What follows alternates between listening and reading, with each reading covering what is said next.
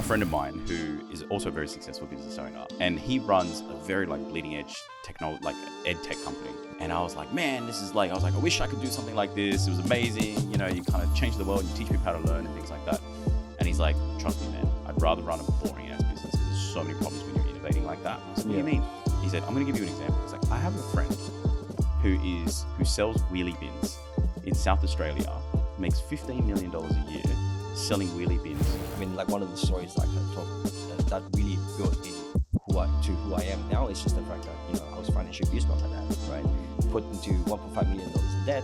And that's how I started my business journey. So imagine like, you know, if I'm able to overcome that, what else can I do? You weren't even on the starting line. You were I was like 10 steps back. We had a real strong growth spurt, and we went from like 400K to like 1.3 mil in 12 months. It was huge. It was like a 3-4x in the business. And I didn't really kind of spend as much time thinking about cultural fit within the business as I should have. And all it took was like one bad egg for this whole thing to really kind of fall apart. But I will say one thing though, like there's a little bit of starstruckness here. Really? With me? Yeah, because like, I mean, man, when I first started out, you've seen me when I just started. We started around the same time. Yeah, but I was just still a freelancer at the time, but you had the business going on and everything. So it was actually really interesting to see like the difference in. Man, you're doing well though. You reckon? Yeah, man, I'll tell you. I was on the phone with Davey then, and I was saying I was on with film. He's I aim visuals. Yeah. You know, like people know you know, like that stuff as well. Oh, it's an interesting thing, man. Like I don't. It's a weird thing because like you don't like to.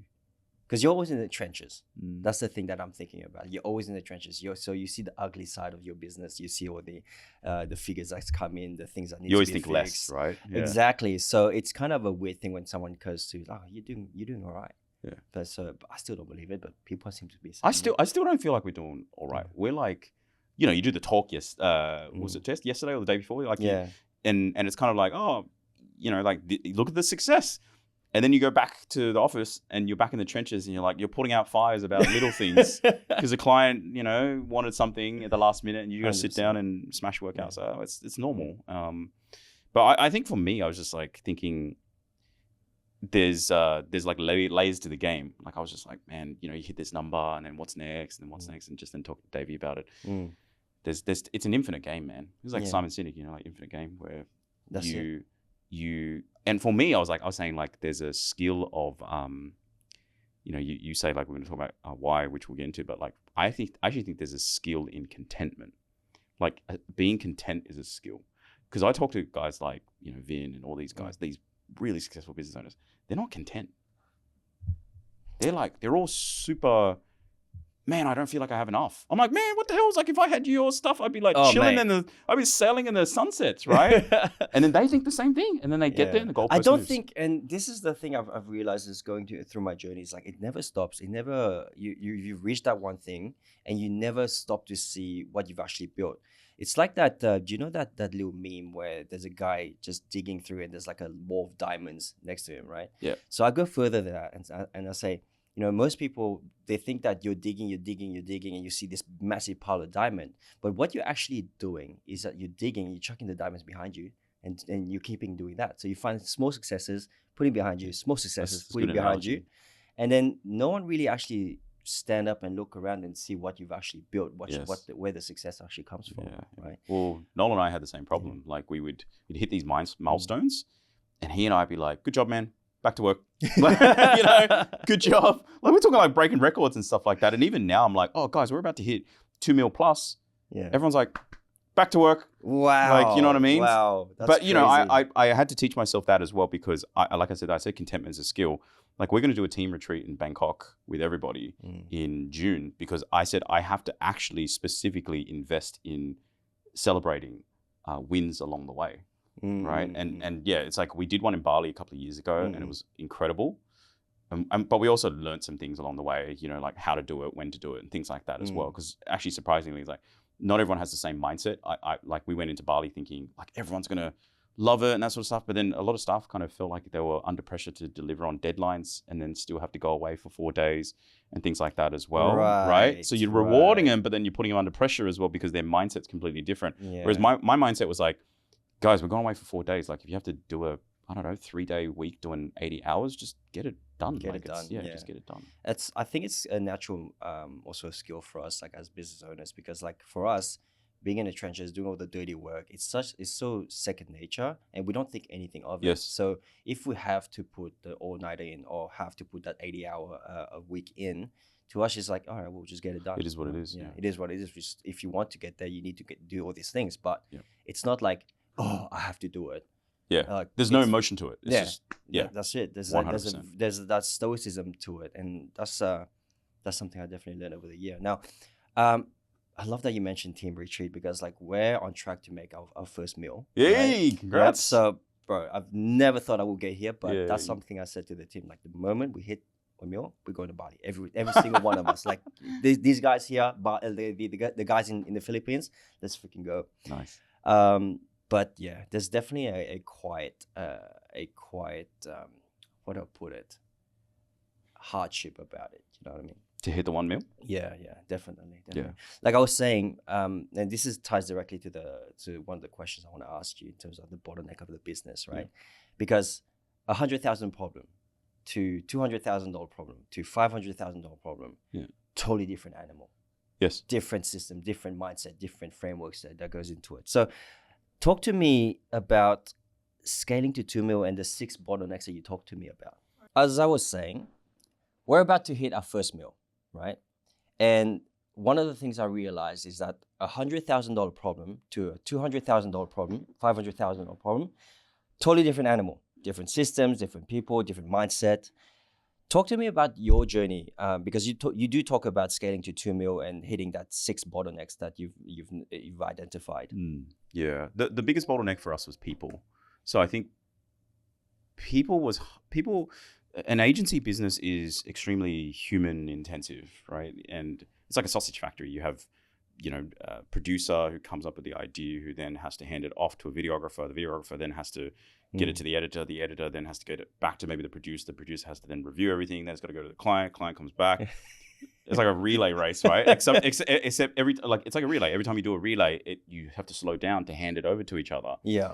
And you have to have, if we're using AI terminology, you have to have a contextual window for everything. Like everyone needs to be in symphony, like an orchestra, for this whole thing to basically work. And I think if you don't have people with the right work ethic, the right cultural fit, the right attitude, this thing doesn't work because everyone's running the race at a different pace. Everyone has different expectations of how things are handed over. And so I think for me, we had a real strong growth spurt. And we went from like 400K to like 1.3 mil in 12 months. It was huge. It was like a 3-4x in the business. And I didn't really kind of spend as much time thinking about cultural fit within the business as I should have. And all it took was like one bad egg for this whole thing to really kind of fall apart as well, because I didn't really quite understand it. Like people say it's like, oh, it can be insidious. It can cause issues. And this is me being completely open. It's like, that's what caused a lot of the problems here. And then what ended up happening was, because I was impatient and I just wanted to get bodies in, we ended up having to restructure the business, and it caused a lot of internal turmoil. And as a result, we didn't grow the following year at all. We stayed flat. Wow. So we didn't go backwards, we stayed flat. But we had to do that because we had to basically go, right, where were all the problems, when you scale, all the problems just get amplified. Like the existing problems, they were just not that big. When you scale, they just amplify significantly. Because as a business owner, you spend all your time. You're like Spider-Man with all spider webs holding the whole thing together, right? Mate. That's what it feels like, right? Yeah, and then it gets exposed, because what happens is when the business grows, you can't hold that all together. You rely on other people to join in and hold it together. But if those people aren't ready, and they're not bought in, and they're not on the same page as you, then you have an infinite amount of problems. So that was like one bottleneck. The second bottleneck was I found myself trying to, because of lead flow, we needed more lead flow. And it was like a chicken and egg situation. When you're so busy delivering, you don't have time to market and sell the business. That's right. So I actually said to Noel, my business partner, I said, dude, I need you on ops so that I can free myself up.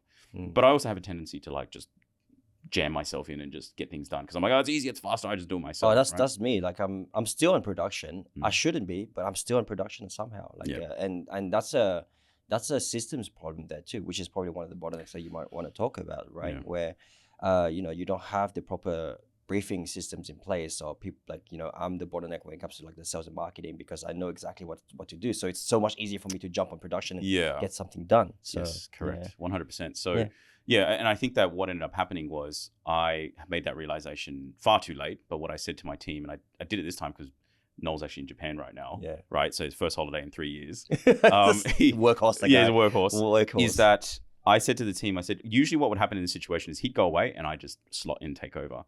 And I have a general manager as well. And I just said to the girls who are our management team, I said, I'm not going to be involved in ops whatsoever. I said, just assume I'm not going to reply to anything with clients. You take care of it. If you're not sure, you come to me. And what I used to do was I know it sounds stupid saying it out loud. I would think that, but then I wouldn't tell them. And I just expect them to know.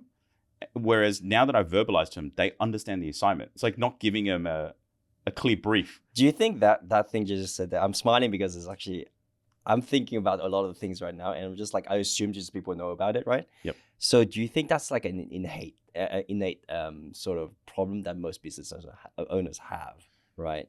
At least sub mil or like sub 2 mil kind of thing. Yeah, I just think it's when you're so good at what you do, your brain goes towards, I'll sort it out myself. We'll just deal with this thing. But I had to make this choice of just going, people have to make mistakes. You have to let go. We talked about this 2 days ago.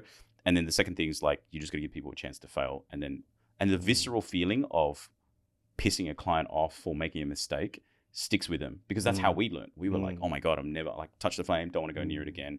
So I think when you're protective, it's like a parent. It's like when you're too protective and you helicopter parent your staff, you're actually doing them a disservice because they can never thrive and grow and help you grow the business. 100%. I'll give you a good example of that. Like, last year we ended the year at a loss, like a $60,000 loss, right? Okay. And I was protecting everybody from that information. Nobody knew what the finances were. Only I had that information, right? And then I think I spoke to one of my digital marketing agency friends, and he's like, I talk numbers to all of my staff. Do you know what I mean? And then the funny thing is that the moment you do that, you let it go, and you see that, hey, it is a team collective effort. Everything that you do in the business affects this number, not just me, right? It's not just a me thing. So the moment we did that, like since then, we grew like 300%. Yeah, wow. Do you know what I mean? So it was a fascinating thing because like you as your business owner, like, thinking yourself as a parent kind of thing, you feel like you need to protect the business. You need to protect the people. They don't need to know this. It's not in their pay grade. But in reality, it's a team thing. Right, everybody in the business needs to have some sort of accountability, some sort of like knowing where they're going to go, what success looks like for them as well. 100%. Yeah. The only thing I would add to that is we share our numbers as well.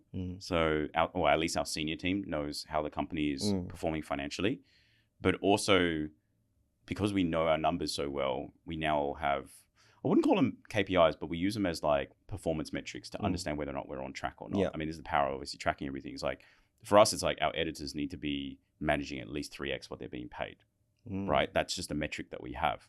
So if you're not producing at that level, right? And it may not be their fault, it might be just business is busy or clients are waiting for things.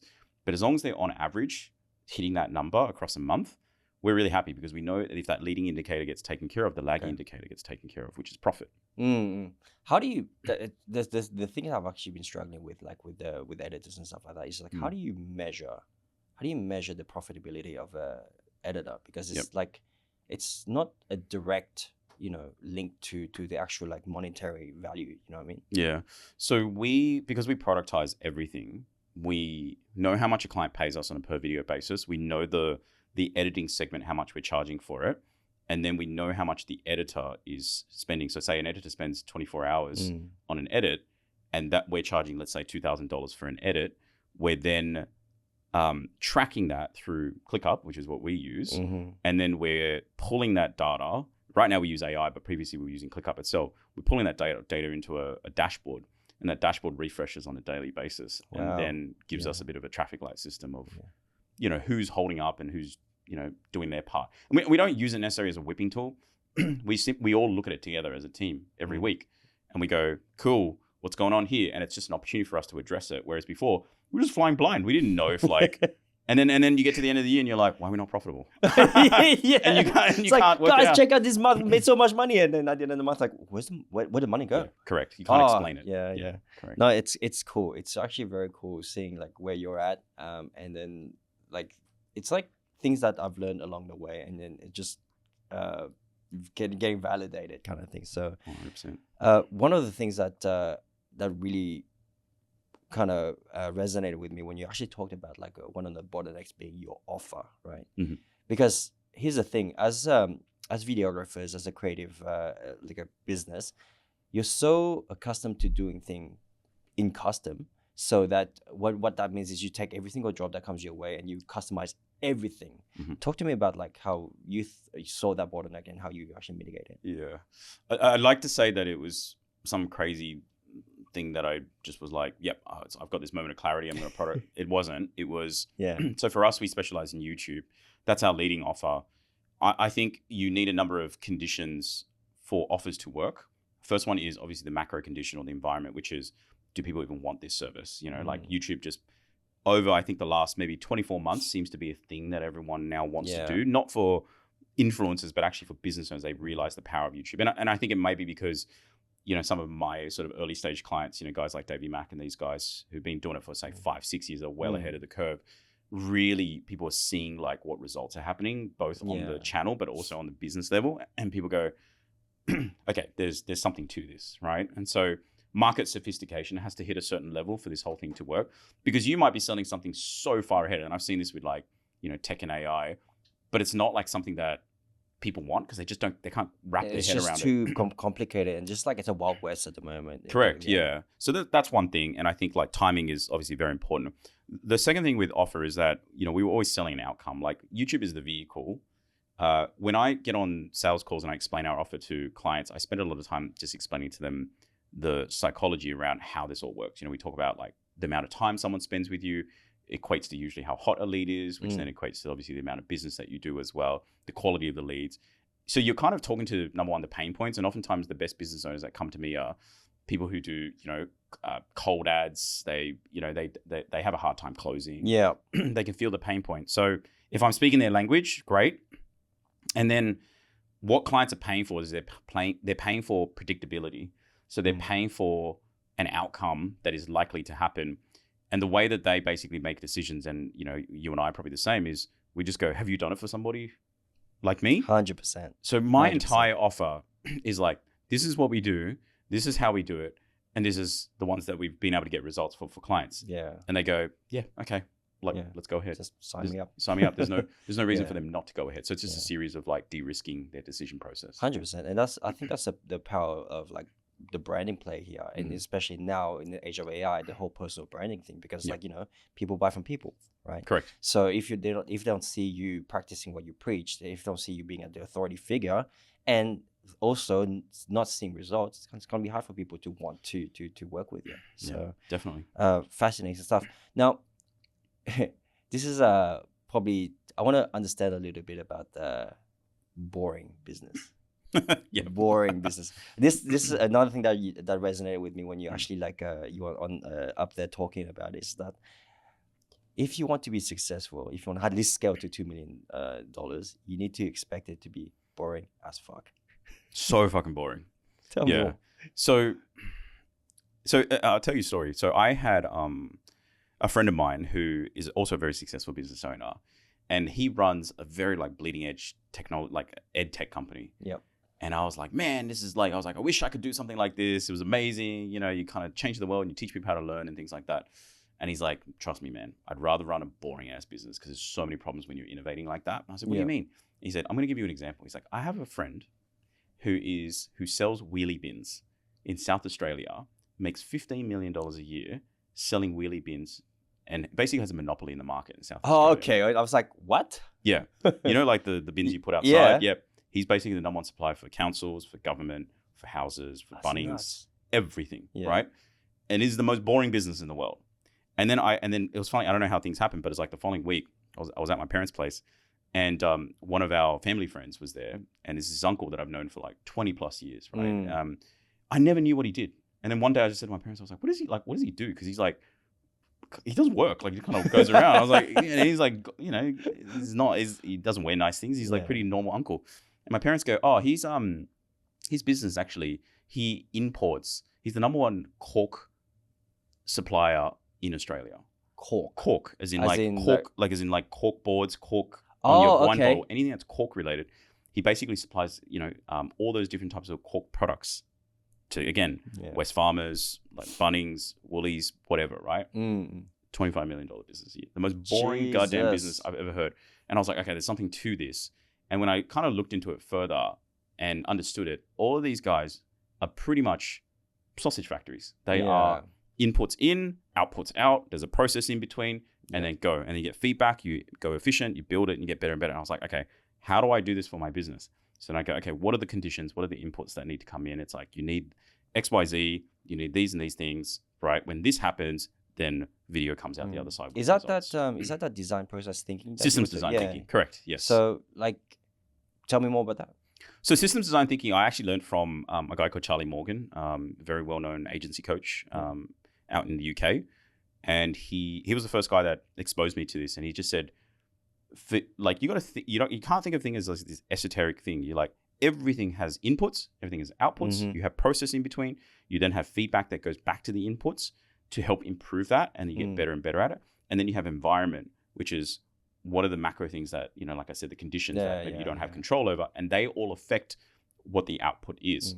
And so what you can focus on is inputs and then feedback, because you know the output would take care of itself. So what I realized was, I said, okay, if I'm doing a YouTube video for somebody, what are the things we have to get right? It's topic selection, script writing, it's shooting, editing, editing, scripting, copywriting, uploading. And everything I broke down basically into a recipe. So if you think about making a sausage, what is it? What are all the ingredients? You need a casing. You need minced meat. You need a machine to like push the meat through.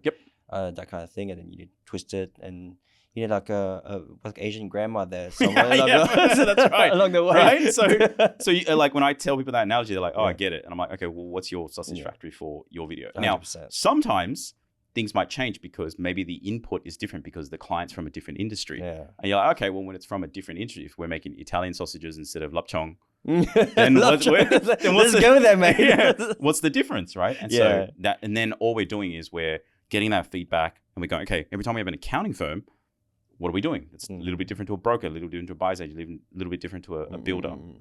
And then on the outside, it just takes care of itself. So what does that look like for a, like, you know, creative agency? Because like there's a lot of variable that goes into it, and you've managed to productize it, right? But I know for a fact that there's a lot of agencies out there, or a lot of like even small time videography agency who are just looking to just do the most creative stuff out there, because you can't really scale with that, right? You can't unless you have the right people. Like, let's just say you can find clones of yourself. That's impossible. I actually, Well, I have, when clients come to me, they're not paying for creativity. My clients don't come to me going, I want the most beautiful video. I want my good side, you know, that sort of stuff. Clients come to me and they go, how do you make me money? Right. So I go, well, that's what the measuring stick is on. So in my opinion, we can almost, someone actually said this to me the other day. I had a very well-known business owner come to me and he goes, Social Wave has a visual signal. And I was like, what do you mean by visual signal?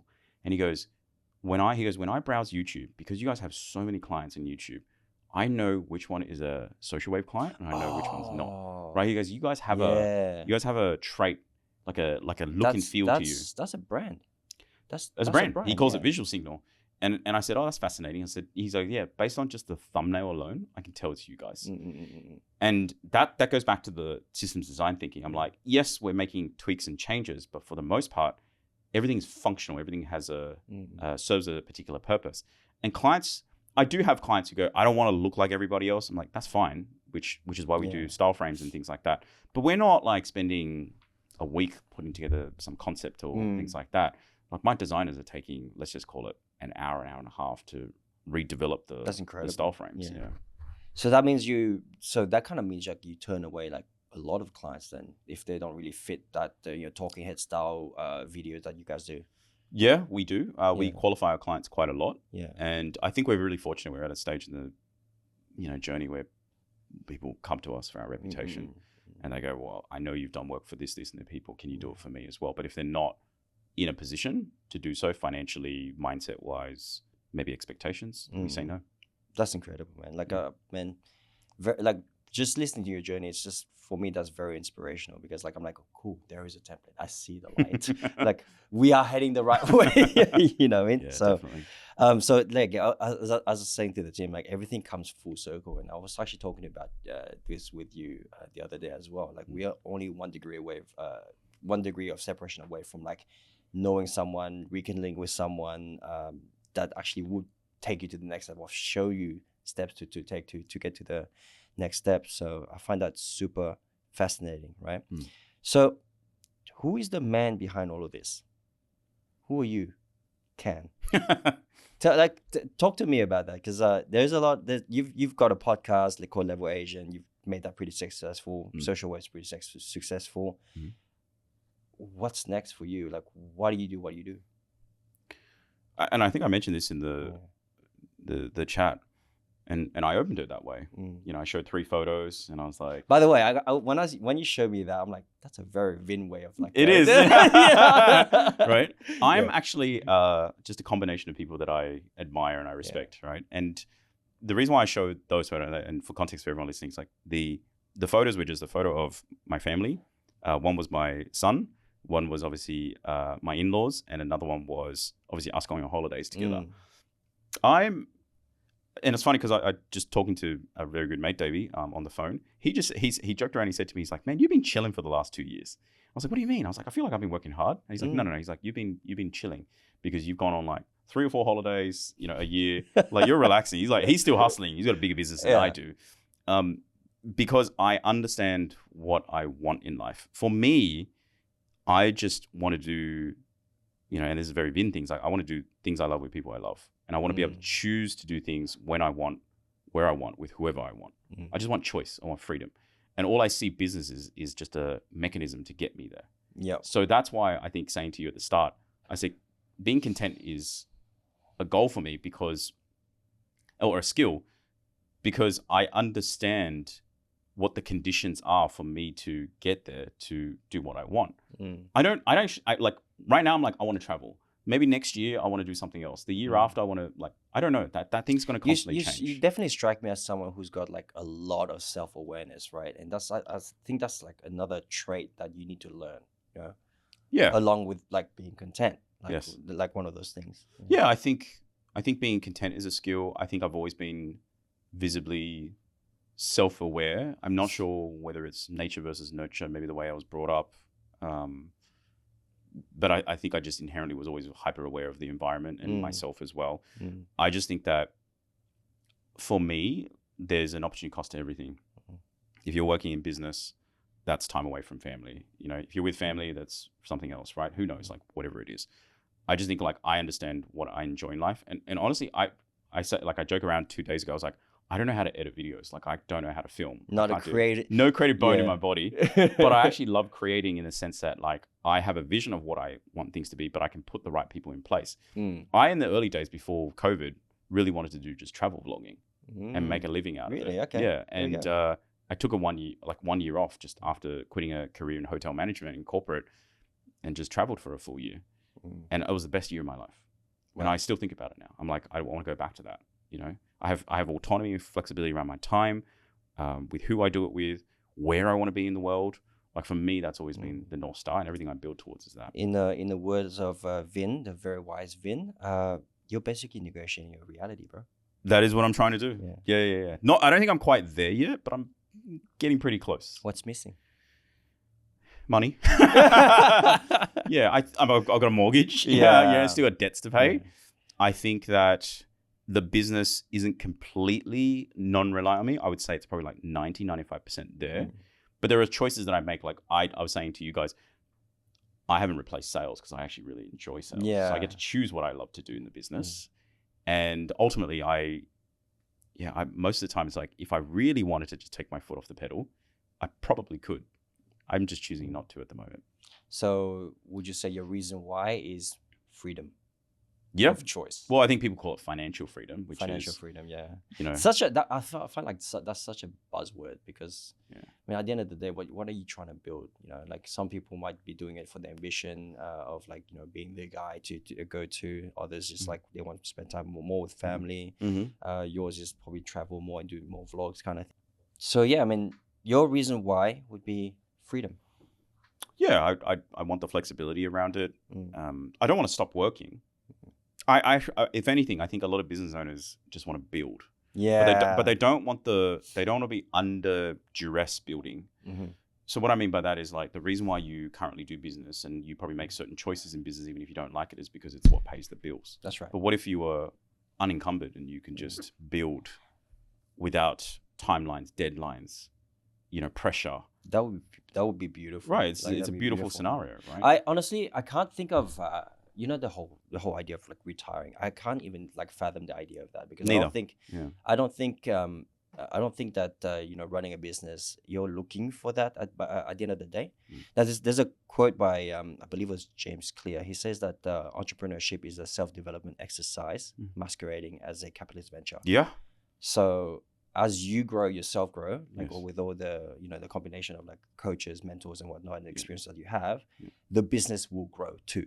Totally. Right. So, and if you have personal issues like problems and whatnot, the business will stall. Right. And that's something that I've actually realized along my journey. Yeah, I feel like I've probably grown more in the last 5 years of business than I have in the last 15 years in corporate. 100%. Yeah. Because it's a pressure cooker. Yeah. Right. It brings out your character. It forces you it backs you into a corner. Business is great at backing you into a corner. No, 100%. And making you come out swinging. You know, talking to me like maybe 2 years ago before the event, I wouldn't be able to talk to you like this. I'd be like, oh no, he's probably much better than me. Really? No, man, come on. No, it's not just you. It's not just you. It's just like me with everyone. Like the moment I see that like them as an authority figure, or like putting them on a pedestal, I freeze. I can't even talk to them anymore. One thing I do have to say, and I'm not blowing smoke up your ass, but as someone who's like outside observing your growth as well, because I've known you now for quite a long time, but probably not on a very like intimate level, is I remember seeing you at Vin's workshop. That was like, I'm going, damn. I was like, all right, you're investing in yourself. Yeah. And then I saw you, Matt Purcell.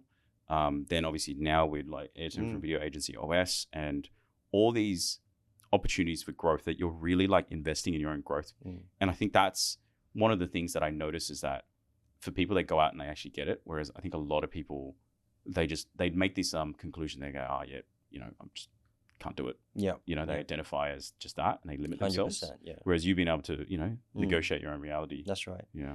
There's the other side as well, is like I talk freely about as well, is having a therapist I see on a weekly basis. Oh, cool. That, and I don't know if that's a thing that with a lot of Asians, but like people seem to be scared of that vulnerability, right?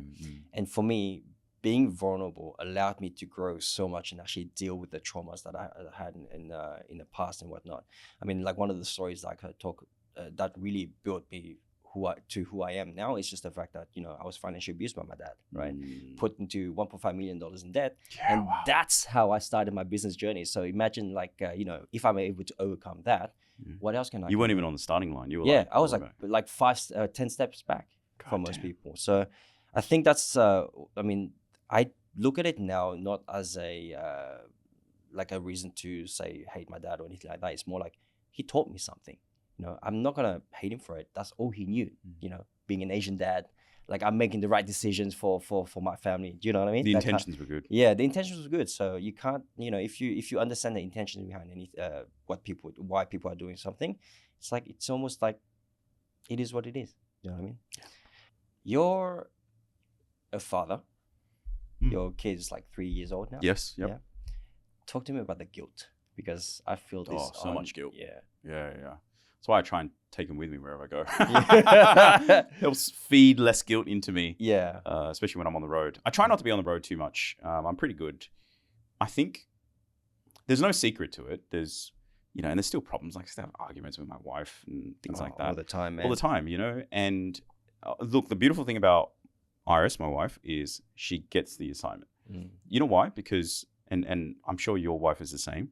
We've been together for 13 years. Mm-hmm. And we've been married for 4 years. Yeah. So she's been with me 9 years, non-married. When we were together, I was like, I don't know, not that I'm anything now, but I was like, I had nothing, right? I had no assets to my name, nothing, right? Oh I was just a dude who was just working a full-time job. Not that there's anything wrong with it, but it's just like, she's seen me and the lifestyle we had then. And then we had that year off and, travel, which was beautiful, it was amazing, but still it was like shoestring budget, to now her not having to work. She can be a full-time mother. She just online shops all day. Wow. Right? And she... you made it when she's doing that. Well, bro. as in, yeah, this is probably one of the proudest achievements of my life, is to be able to fundamentally retire my wife. Where she's able to have the lifestyle that she wants. She gets to care for our son. That's beautiful. And she gets to do what she wants to do. Now, she has that contrast so that when she sees me work my ass off, she understands what I'm building. It's not just for me. It's not to fill some void in my gap. There's maybe a little bit of void, but I think she's able to see that every time we go on holidays, every time we do this and that, like there is an absolute thing that it's always a family first thing. And we've always had that mutual understanding. So it doesn't mean that there's no guilt, because when there are weeks where I'm like, last week I was in Adelaide with Vin for 3 days. There was a lot of guilt. I was 2 nights away. She's never made me feel guilty. It's just something that I've done. And then sometimes I think I expressed that to her and I said, I feel bad like going away and that sort of stuff. She's always been like, always like, no, I get it. Like, you're here to do the thing. And she says, if it's a problem, I'll let you know about it.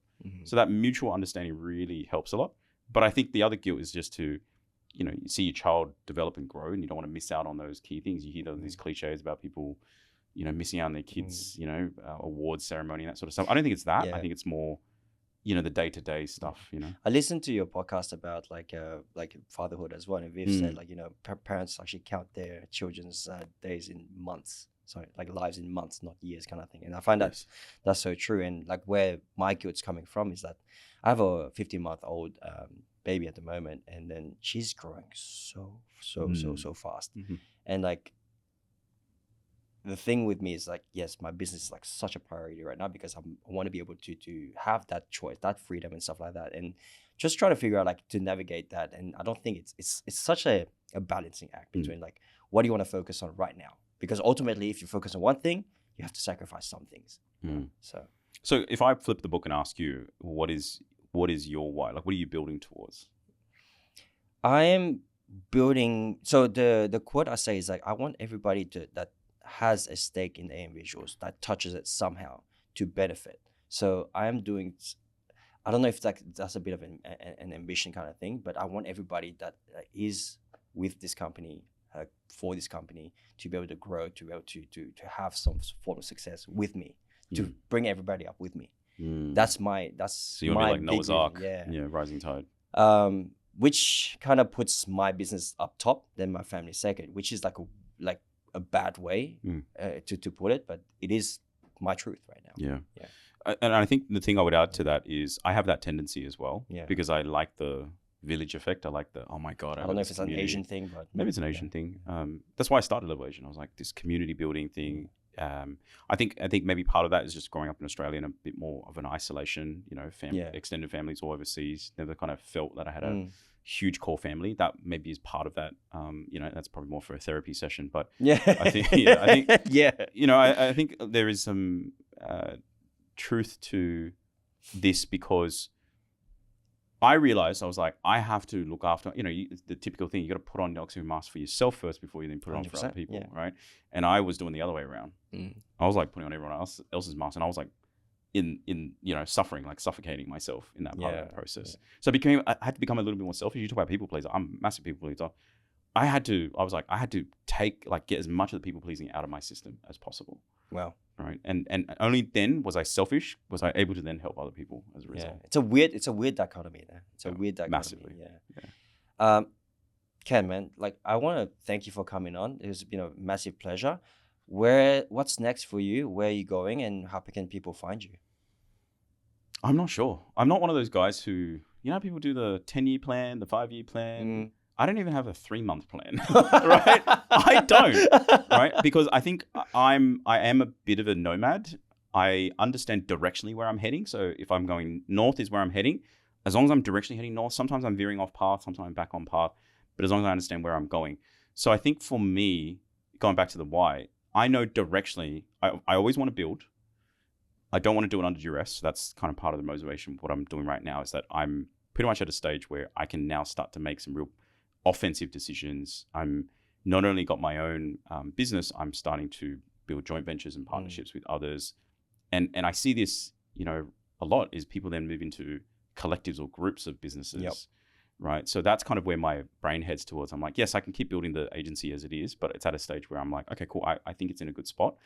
And now I'm just going, cool, how do I use my skills, which I've now developed over the last 5 to 6 years, to then build something that negotiates my own reality even further as well, which is do things I love with the people I love, freedom to do what I want, when I want to, wherever I want to as well.